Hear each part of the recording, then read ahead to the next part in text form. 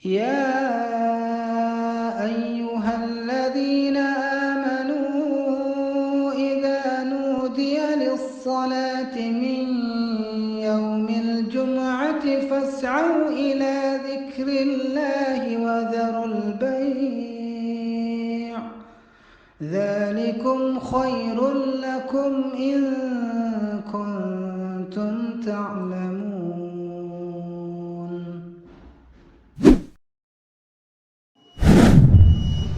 Bismillahirrahmanirrahim. Assalamualaikum warahmatullahi wabarakatuh. Adik sekalian yang baru hadir, silakan maju ke depan. Yang kedua, mungkin yang tidak ada uzur, silakan untuk masuk ke masjid. Karena insya Allah di dalam masjid lebih utama dibanding di luar. Silakan bagi yang tidak ada uzur untuk bisa masuk ke dalam masjid. Dan insya Allah masih banyak tempat untuk di dalam masjid. Adik sekalian, alhamdulillah. Siang hari ini terkumpul 120 pos makanan untuk Jumat Barokah. Dipersilakan bagi jamaah yang berminat nanti setelah sholat Jumat ke belakang. Mohon maaf jika nanti dari antrian itu ada yang sampai tidak terpenuhi. Mudah-mudahan dengan 120 semua yang ini bisa. Jazakumullah khairan katsiran semua jamaah. Insyaallah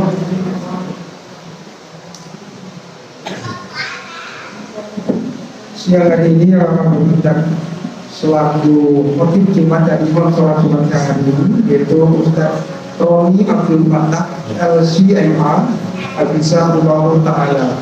Beliau adalah pendiri dan pimpinan Pondok Pesantren Darul Hikmah, Ketua Persatuan Dai Dewan Dakwah Islamiyah Jawa Barat, penerjemah kajian bahasa Arab. Beliau lulusan dari Madinah. Insyaallah siang hari ini akan mengangkat tema Roadmap Nabawiyah Pembebasan Masjid Al-Aqsa. Sekali lagi tema siang hari ini adalah Roadmap Nabawiyah Pembebasan Masjid Al-Aqsa. Sudah kami share di grup WA Al-Muhajirin. Insyaallah mudah-mudahan kita simak yang hari ini bisa menjadi hikmah bagi kita sekalian. Jika nanti ada yang terlewat di dalam Bapak dan adik-adik menyimak khutbah siang hari ini, silakan dibuka di YouTube kita bersama, yaitu Al-Muhajirin Atapan Tidur. YouTube-nya Al-Muhajirin Atapan Tidur. Jangan lupa like, subscribe, dan share. Dan di situ juga kami sampaikan, kami tampilkan QRIS dari Masjid Al-Muhajirin. Jika adik-adik kalau sedekah tidak usah masuk ke kentek, tapi dari gadget kita masing-masing sudah silakan bisa bersedekah. Usahakan bisa sedekah tiap hari, karena itulah bekal kita di akhirat. Walaupun sedikit tapi rutin itu lebih utama, dan ikhlas itu lebih utama daripada besar tapi hanya sebulan sekali. Insyaallah apa yang kita lakukan dengan kita ikhlas, kita tidak kerasa, kita menjadi terbiasa, maka kita akan menjadi makin hari makin takut. Dan yang terakhir adalah insya Allah besok pagi seperti biasa hari Sabtu pada subuh ada kajian besok oleh Ustaz Wawan Kurniawan Syahir Amin dengan tema tentang sirah nabawiyah. Kita sambil minum teh, minum bagi sambil menikmati dan insya Allah kita akan pegang siapa yang menghadiri kajian, siapa yang ikut kajian, maka para malaikat dan seluruh makhluk yang ada di muka bumi termasuk ikan di dalam lautan juga akan mendoakan kita. Allahumma fir lahum warhamhum wa'tubu ilaihim.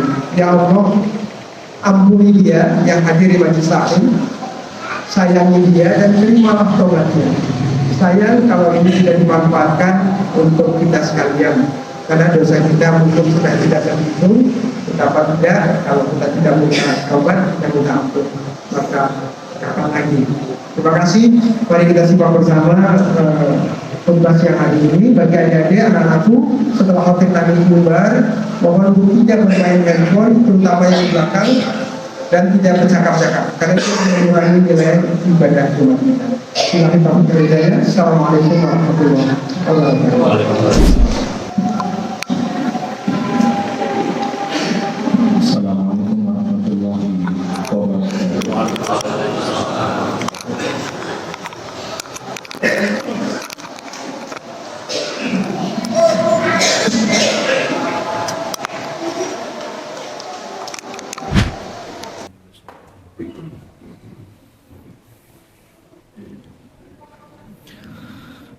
إن الحمد لله نحمده ونستعينه ونستغفره ونستهديه ونتوب إليه ونعوذ بالله تعالى من شرور أنفسنا وسيئات أعمالنا من يهده الله فلا مضل له ومن يضلل فلا هادي له أشهد أن لا إله إلا الله وحده لا شريك له وأشهد أن محمدا عبده ورسوله وصفيه وخليله أدى الأمانة وبلغ الرسالة ونصح الأمة وجاهد في سبيل الله حق جهاده اللهم صل وسلم على هذا النبي الكريم إمام المتقين وقائد المجاهدين سيدنا ومولانا محمد وعلى آله وصحبه أجمعين ومن تبعهم بإحسان إلى يوم الدين أما بعد فيا عباد الله أوصيكم وإياي بتقوى الله وطاعته لعلكم تفلحون فقال الله تعالى في كتابه الكريم يا أيها الذين آمنوا اتقوا الله حق تقاته ولا تموتن إلا وأنتم مسلمون Ma'asyiral muslimin jamaah salat Jumat rahimakumullah. Per hari ini Jumat 26 Januari 2024 sudah 112 hari, sudah mau 4 bulan. Saudara-saudara kita kaum muslimin, mukminin, mujahidin berjuang di negeri para nabi, di negeri yang diberkahi Allah Subhanahu wa taala untuk melawan, mengusir penjajahan dari kaum Yahudi Zionis yang telah menjajah, menduduki Palestina, Baitul Maqdis dan Masjidil Aqsa-nya sudah 106 tahun. Dari semenjak deklarasi Balfour, kalau dari semenjak diumumkannya berdiri negara haram yang bernama negara Israel, maka sudah 75 tahun kurang lebihnya. Hadirin sekalian, di saat bersamaan sebagian saudara kita kaum muslimin mukminin, mungkin termasuk kita Pak, sudah mulai lelah, sudah mulai melupakan mereka. Di awal-awal kita semangat menyuarakan dukungan terhadap Palestina semenjak 7 Oktober, Tufan Al-Aqsa, Badai Al-Aqsa. Tapi sekarang sudah mulai kendor. Bahkan yang menyedihkan, di sosial media saja sudah mulai malas kita untuk berjihad dengan opini kita. Di sebagian masjid sudah tidak ada lagi kunut nazilah. Kajian-kajian sudah tidak semangat lagi membahas tentang Palestina, hamba-hamba Allah. Padahal sampai detik ini pembantaian terhadap saudara-saudara kita masih terjadi, hamba-hamba Allah. Dan ketahuilah, yang diperjuangkan oleh saudara-saudara kita kaum muslimin, mukminin, mujahidin tidak hanya kemerdekaan negaranya saja Palestina, tidak, tetapi pembebasan Baitul Maqdis dan pembebasan Masjidil Aqsa dari cengkraman jajahan kaum Yahudi Zionis yang terkutuk. Yang mana kita tahu bagaimana kedudukan, kemuliaan, keagungan, keistimewaan Baitul Maqdis yang di dalamnya ada Masjidil Aqsa di dalam agama kita. Oleh karena itu saya mengingatkan, mari jangan sampai kita lelah membersamai perjuangan jihad saudara-saudara kita di negeri yang diberkahi Allah, allazi barakna haulahu, yang Allah berkahi, yang mana sejatinya kita berhutang budi kepada mereka, karena yang sedang diperjuangkan itu adalah tanah suci umat Islam, Masjidil Aqsa yang bukan hanya milik mereka saja orang-orang Palestina, bukan, milik kita semua Pak, umat Islam. Hadirin sekalian, ketahuilah apa yang terjadi di Palestina, Pak, penjajahan terhadap negeri yang diberkahi Allah Subhanahu wa taala ini bukan kali pertama sekarang terjadi. Dari semenjak Nabi yang mulia sallallahu alaihi wasallam hadir 14 abad setengah yang lalu, Baitul Maqdis dengan Masjidil Aqsa-nya sudah dijajah. Kemudian di abad ke-11 Masehi dijajah kembali oleh pasukan salib. Di zaman Nabi yang mulia dijajah oleh Romawi, Bizantium Timur, rajanya Kaisar Heraklius. Kemudian di abad ke-11 terakhir dijajah kembali oleh pasukan salib. Dan di abad ke-20 kembali dijajah oleh orang-orang Yahudi Zionis. Jadi bukan kali pertama, Pak. Dan kita yakin dengan seyakin-yakinnya pasti ujungnya adalah pembebasan Baitul Maqdis dan Masjidil Aqsa-nya, sekaligus kemerdekaan Palestina dan kebangkitan umat Islam, dan umat Islam akan kembali memimpin peradaban bumi insyaallah taala. Dan itu tidak akan lama lagi. Kita yakin dan optimis tidak akan lama lagi. Kenapa? Sebagaimana disampaikan tadi, tema khutbah pada Jumat ini roadmap Nabawiyah, pembebasan Baitul Maqdis dan Masjidil Aqsa. Artinya apa? Kita tidak membuat strategi baru, tidak, yang belum teruji. Kita ikuti saja yang sudah Nabi lakukan, para sahabat tempuh, dan hasilnya pembebasan Baitul Maqdis di masa Umar bin Khattab radhiyallahu taala anhu ketika dijajah kembali, ketika para ulama, para pejuang, para tokoh dari umat ini kembali peduli dan menempuh jalan yang sama, maka hasilnya apa? Tahun 1187 Masehi kembali dibebaskan oleh Salahuddin Al-Ayyubi. Sekarang juga sama, Pak. Hanya kita malu, sekarang sudah terlalu lama dijajahnya, Pak. Di zaman Salahuddin dijajah hanya 88 tahun saja. Ketika Nabi hadir, dijajah itu hanya perlu waktu Nabi wafat, Abu Bakar melanjutkan. Di masa Umar hanya 5 tahun setelah Nabi wafat terjadi pembebasan Baitul Maqdis. Sekarang sudah 106 tahun, Pak. Sudah lama, Pak. Ada apa dengan umat Islam? Tapi kita yakin ujungnya pasti kemerdekaan. Yang pertama, hamba-hamba Allah.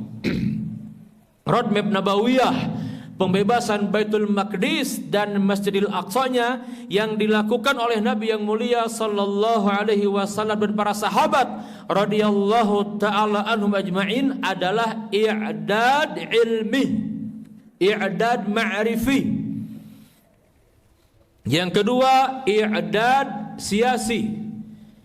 Yang ketiga, i'dad al-askari. 3 saja. Mari kita kaji dengan mendalam. Yang pertama, i'dad ma'rifi. Apa maksudnya?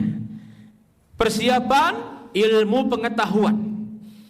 Maka ketika Nabi yang mulia diutus 14 abad setengah yang lalu, Allah Jalla wa'ala dari tahun ke-5 setelah kenabian menurunkan surat At-Tin, Wat-Tini Waz-Zaitun, wa Turi Sinin, wa hadzal baladil amin. Kemudian turun juga surat Maryam, Kaf Ha Ya Ain Shad, Dzikru rahmati rabbika abdahu Zakaria, dan seterusnya. Dan banyak turun tentang kisah-kisah para nabi dan rasul yang kesemuanya berlatar di Baitul Maqdis, di Masjidil Aqsa. Allah bersumpah demi buah tin dan buah zaitun dan bukit Tursina dan negeri yang aman ini, negeri Mekah maksudnya. Ayat pertama kedua, watini wa zaitun wa turi sinin, para ulama mufassirin sepakat itu maksudnya Allah bersumpah dengan buah tin, buah zaitun, bukit Tursina yang terdapat di Baitul Maqdis untuk mengangkat, untuk menjelaskan keutamaan, keberkahan, keistimewaan Baitul Maqdis yang di dalamnya ada Masjidil Aqsa. Maka turun ayat Banyak sekali kisah-kisah para nabi. Nabi Ibrahim, surat Ibrahim turun. Kemudian surat Maryam turun.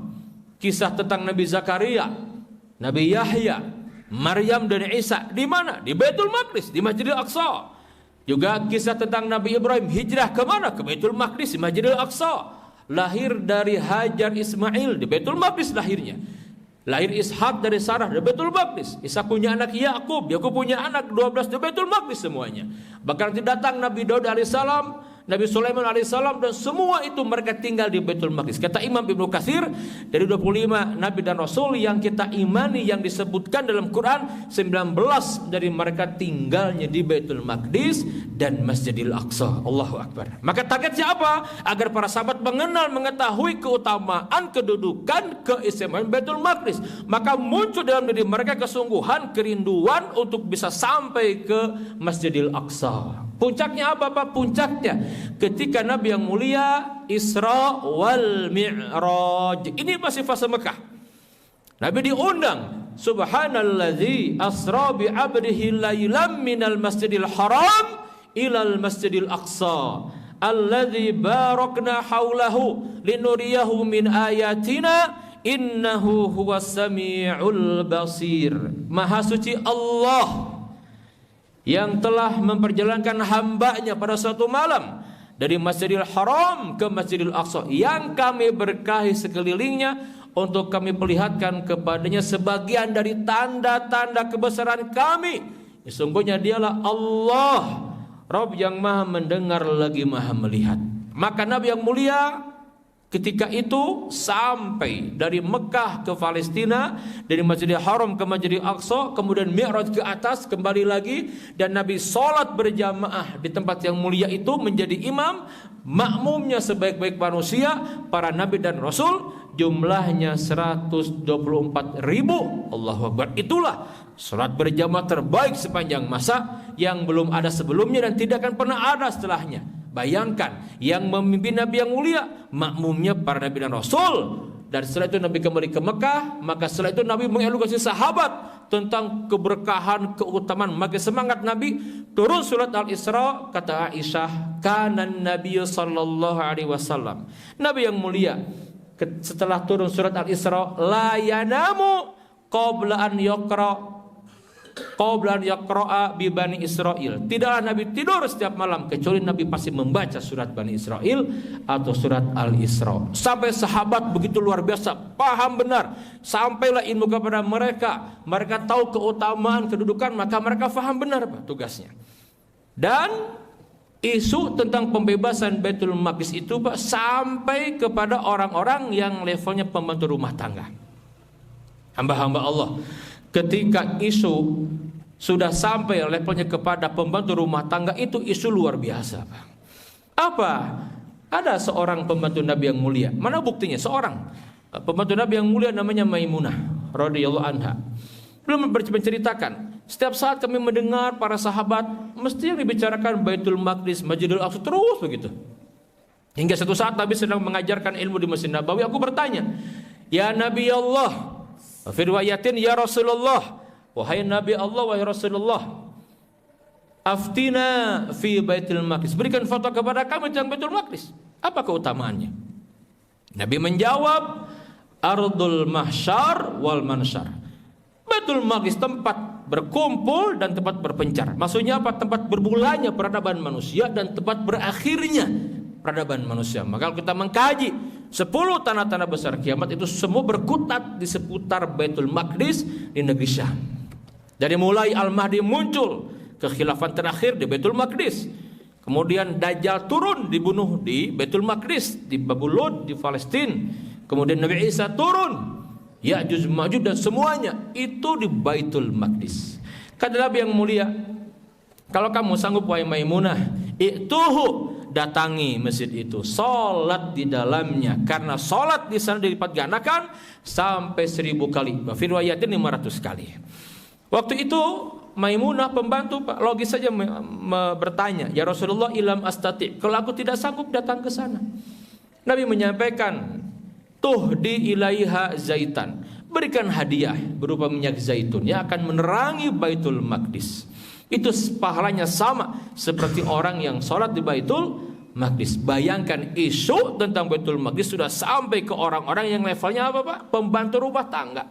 Lah sekarang di negeri kita ini Pak, di beberapa negeri, jangan pembantu rumah tangga Pak, para asatidnya saja, para ulamanya saja tidak begitu faham keutamaan, keagungan, kemuliaan Baitul Maqdis. Bagaimana mungkin seseorang yang tidak mengerti keutamaan, keistimewaan bisa berjuang mati-matian untuk memerdekakan? Mustahil Pak. Dan itu pertanda keberhasilan orang-orang Zionis memerangi akal-akal kita. Terjajahlah akal-akal muslimin, ghazul fikri, maka mereka tidak ada lagi kesungguhan untuk berjuang sebagaimana mestinya membebaskan Baitul Maqdis. Padahal itu sangat tinggi dan mulia kedudukannya di sisi Allah Subhanahu wa taala. Yang kedua, i'dad siasi, persiapan politik.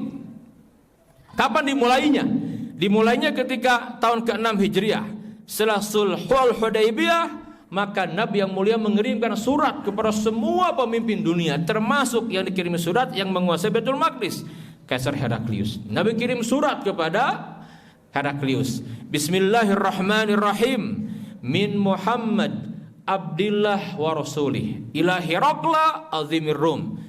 Bismillahirrahmanirrahim. Dari Muhammad, hamba dan utusan Allah, kepada Kaisar Heraklius, raja pembesar Romawi.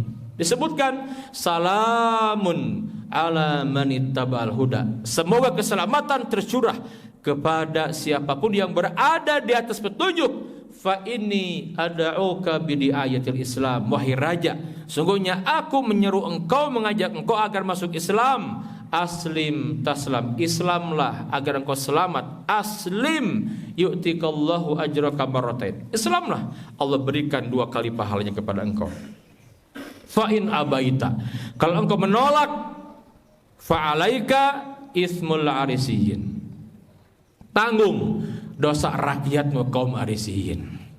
Subhanallah. Nabi surati Pak, berdiplomasi Nabi yang mulia, menjelaskan bahwa Islam yang diturunkan itu kepada beliau, wa ma arsalnaka illa rahmatan lil alamin. Inna dina indallahil Islam wa may yabtaghi ghairal islami dinan fala yuqbala minhu wa huwa fil akhirati minal khasirin. Sesungguhnya agama di sisi Allah hanya Islam, maka barang siapa yang mencari agama selain Islam tidak akan diterima oleh Allah di akhirat, termasuk orang-orang yang merugi.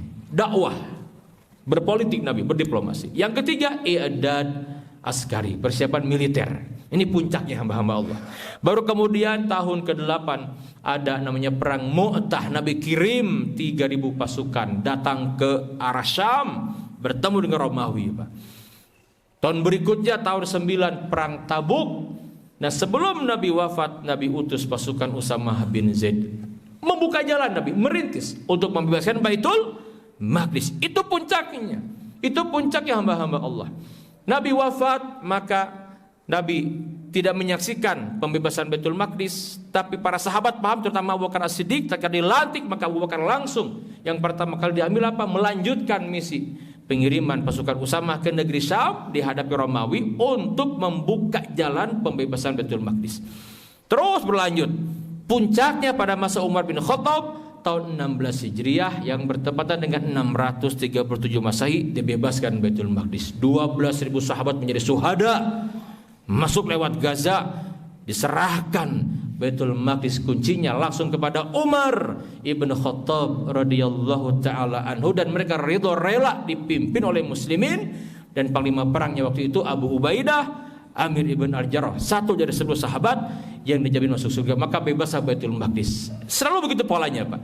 Persiapan ilmu, kemudian persiapan politik, puncaknya persiapan jihad fisabilillah. Dan itu juga yang ditempuh oleh Salahuddin Al-Ayyubi yang merintis Imam Al-Ghazali, lanjut dengan Syekh Abdul Qadir Al-Jilani, kemudian muncul Imaduddin Zanki, muncul Nuruddin Zanki, puncaknya di masa Salahuddin Al-Ayyubi. Ketika semua umat faham keutamaan kedudukan Baitul Maqdis, mereka berjuang dengan harta, dengan jiwa, dan itu kolektif semua kesadaran, maka Allah berikan kemerdekaan itu. Dan sekarang juga sama yang sedang ditempuh oleh muslimin, mukminin, mujahidin di jalur Gaza, sama seperti itu. Dan kita akan melihat tidak lama lagi insya Allah Palestina akan merdeka, Baitul Maqdis akan bebas, dan Masjidil Aqsa akan kembali ke bangkang umat Islam seutuhnya insyaallah taala.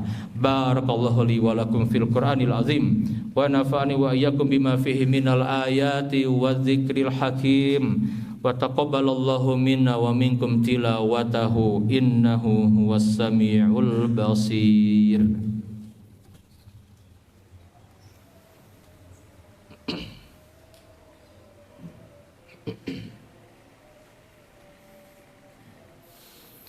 Alhamdulillahi wa kafa. Wassalatu wassalamu ala Rasulillah an-nabiyil mustafa wa ala alihi wa sahbihi ahli sidqi wal wafa. Ya ayyuhalladzina amanu ittaqullaha wa qulu qawlan sadida yuslih lakum a'malakum wa yaghfir lakum dhunubakum wa may yuti'illaha wa rasulahu faqad faza fawzan 'azima. Masyarakat muslimin rahimakumullah, janji akan kehancuran Yahudi Zionis sudah Allah firmankan di dalam surat Al-Isra di ayat ke-4 sampai ke-7. Di ayat ke-7 dijelaskan fa idza jaa wa'dul akhirah, maka apabila telah datang janji Allah untuk menghukum Bani Israel, Yahudi, Zionis atas kejahatan yang kedua yang mereka lakukan di muka bumi yang mendunia. Bagaimana cara menghancurkan? Liyasu'u wujuhakum, Allah hadirkan hamba-hamba Allah, generasi yang tidak takut mati, yang mencari kemuliaan dengan jihad karena tidak ada sejarahnya membebaskan Baitul Maqdis dengan berdiplomasi. Tidak ada, itu hanya bagian dari sebuah proses yang ditembus saja. Puncaknya pasti jihad fisabilillah, pasti jihad hamba-hamba Allah. Maka kami datangkan hamba-hamba kami. Tahapannya bagaimana? Liyasu'u wujuhakum, mereka akan membuat muram wajah orang-orang Zionis, orang-orang Yahudi Bani Israel yang jahat itu. Muram bagaimana? Kita lihat Tufan Al-Aqsa telah merubah, bahkan insya Allah akan merubah geopolitik di Timur Tengah dan geopolitik dunia hamba-hamba Allah. Sudah seabad ini Pak, pasti ada perubahan pasti. Tidak mungkin akan seperti ini terus.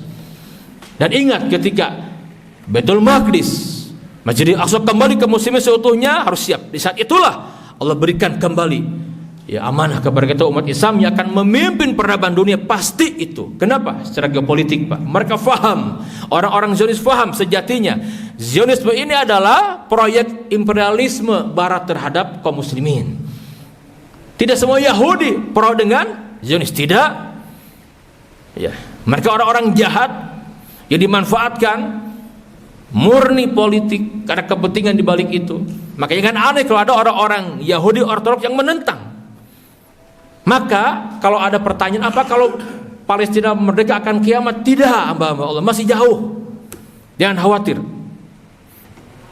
Kenapa? Ini Yahudi Pak, Zionis, tidak semua Yahudi. Kalau sudah semua Yahudi baru hadis tapi berlaku tuh. La taqumus sa'ah hatta yuqatilul muslimun al-yahud fayaqtuluhumul muslimun hatta yahtabi al-yahudiyyu min wara'il hajar wasyajar fayaqul al-hajar wasyajar ya muslim ya Abdullah hadza yahudiyan wara'i ta'al faqtulhu ilal gharqad fa innahu min syajaril yahud. Itu nanti di akhir zaman, penghujung Pak. Merdeka dulu Pak Palestina, pasti itu.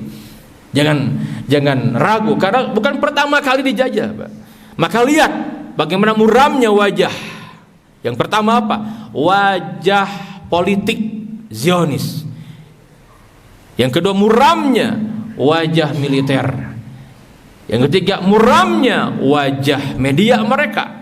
Yang keempat muramnya wajah ekonomi mereka. Tufan Al-Aqsa membuktikan itu hamba-hamba Allah.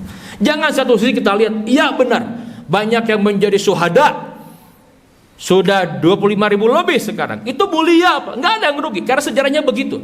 Setiap pembebasan Baitul Maqdis mesti akan ada syuhada. Seperti itu sepanjang sejarah. Bahkan sebelum Nabi Muhammad sallallahu alaihi wasallam ketika dijajah oleh kaum Jabarin, Allah hadirkan Talut, Nabi Daud melawan Jalut, banyak syuhada. Seperti itu, jangan aneh. Dan mereka mulia di sisi Allah. Kita belum tentu bisa meraih kemuliaan menjadi syuhada, betul tidak? Tapi mereka mulia di sisi Allah. Nah, hamba-hamba Allah kita lihat muramnya wajah politik kaum Zionis dengan Tufan Al-Aqsa, Pak, luar biasa. Tidak ada dukungan terhadap kemerdekaan Palestina sedasa sekarang ini.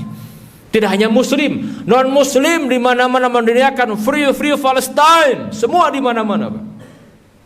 Bahkan negara kafir pun ada yang berani bersama Palestina. Kalau masyarakat yang ditanya, Pak, walaupun sebagian pemimpinnya masih belum bersama Palestina, tapi masyarakatnya di mana-mana menyuarakan Palestina, mengutuk kebiadaban orang-orang Zionis. Terbukalah kedok sesungguhnya mereka itu siapa yang selama ini selalu mengendalikan media, membuat opini seakan mereka yang terzolimi, yang jahat orang-orang Palestina sekarang dibongkar oleh Tufan Al-Aqsa, Pak. Muram wajah politik mereka. Yang kedua, wajah militer. Tufan Al-Aqsa 7 Oktober, Pak, telah meruntuhkan mitos pasukan IDF Israel. Hebat, kuat, tangguh, hebat militernya, hebat pasukannya, luar biasa pertahanan udaranya, Iron Dome, bahkan intelijennya Mossad rontok seketika. Bukan tentara sebagaimana dulu Mesir, Syria, Lebanon menyerang pelang 6 hari. Bukan, ini orang-orang terzolimi yang ingin melawan para mujahidin yang ruhnya Islam. 4 bulan tidak mudah loh, Pak. Masih bertahan mereka. Dan si penjajah itu hanya berani mereka menghancurkan gedung-gedung, menghancurkan apalagi rumah sakit, masjid, anak kecil, perempuan. Mana ada mujahidin yang mereka sampaikan.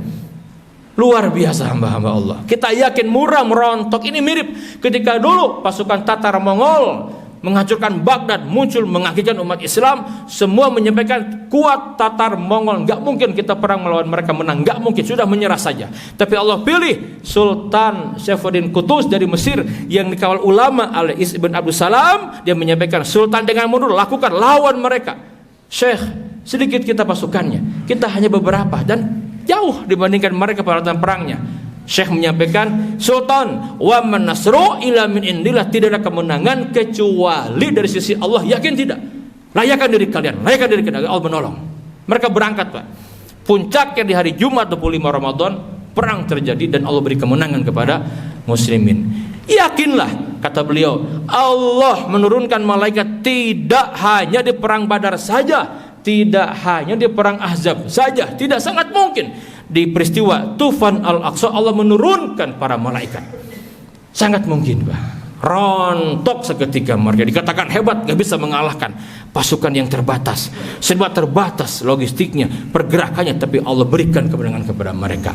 Yang ketiga, muramnya wajah media mereka. Setiap media sekarang semuanya menyerang Zionis. Dulu media mereka kuasai, Pak. Sekarang tidak bisa. Era media sosial liar, opini gak bisa dikendalikan. Maka lihat mereka sekarang gila-gilaan, Pak. Asal bicara Palestina, hapus. Ya, itu kalut, mereka takut, ya. Rontok. Yang keempat, muramnya wajah ekonomi mereka. Ketika ada seruan boikot, luar biasa. Sekarang pada ekonomi Israel, Pak, sedang luar biasa.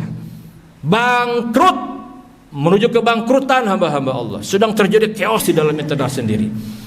Ya, sebagai Allah sampaikan, sepertinya bersatu mereka. Tahsabum jami'an wa qulubuhum syatta, berpecah mereka itu. Bahkan Amerika yang menjadi backingnya pun sekarang kolab ekonominya. Maka terus boikot, terus lakukan boikot. Karena Allah, tidak hanya kita loh, Pak, yang memboikot, orang-orang non muslim juga memboikot, luar biasa.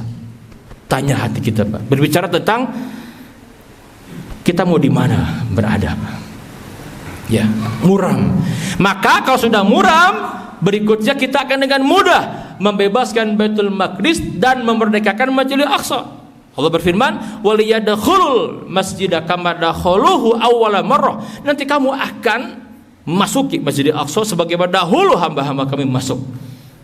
Terakhir apa? Walayutabbiru ma'alau tatbira, dan kami akan hancurkan mereka. Kalau sudah merdeka, jantungnya kita rebut kembali, maka pasti akan terhapus di peta dunia negara yang bernama Israel, insya Allah tidak lama lagi. Maka penutup hamba-hamba Allah, mohon maaf agak panjang ini karena penting sekali.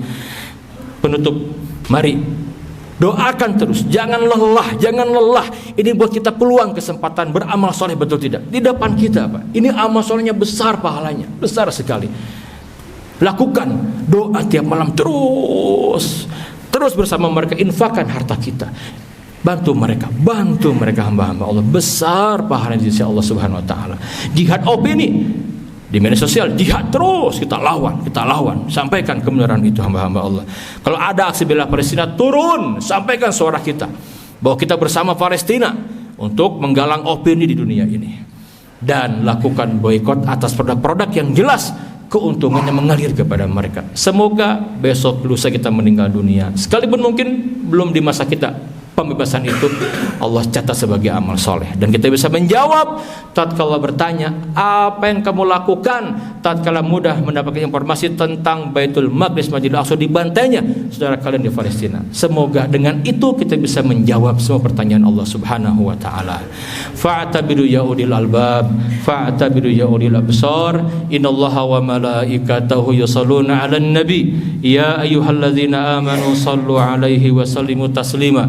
Allahumma salli wa sallim ala hadzal nabiyil karim wa ala alihi wa sahbihi ajma'in wa man tabi'ahum bi ihsanin ila yaumiddin. Allahumma ighfir li jami'il muslimina wal muslimat wal mu'minina wal mu'minat al ahya'i minhum wal amwat, innaka sami'un qaribun mujibud da'awat wa yaqdiyal hajat. Ya hayyu ya qayyum bi rahmatika nastaghits. Allahumma a'izzal islam wal muslimin wa adhillash syirka wal musyrikin wa dammir a'da'aka a'da'ad din. Allahumma ahlikil kafarata wal musyrikin. Allahumma ansur ikhwanana al muslimin al mustad'afina fi Filistin. Allahumma ansurhum nasran aziza. Allahumma ansur ikhwanana al muslimin al mustad'afina fi Gazzah. Allahumma ansurhum nasran aziza. Allahumma thabbit imanahum wa anzil sakinata ala qulubihim. Allahumma ansur ikhwanana al-mujahidin fi Filistin. Allahumma ansur ikhwanana al-mujahidin fi Gazzah. Allahumma ansurhum ala a'da'ina a'da'id din. Allahumma harriril masjidal aqsa min danasil yahudil mu'tadin wa rijsihim. Allahumma a'idil masjidal aqsa ila rihabil muslimin. Allahumma rizukna salatan fil masjidil aqsa qabla al-mamat wa huwa hurun aziz. Rabbana taqabbal minna innaka antas samiul alim wa tub alaina innaka antat tawwabur rahim. Subhana rabbika rabbil izzati amma yasifun wa salamun alal mursalin walhamdulillahi rabbil alamin. Aqimis salah.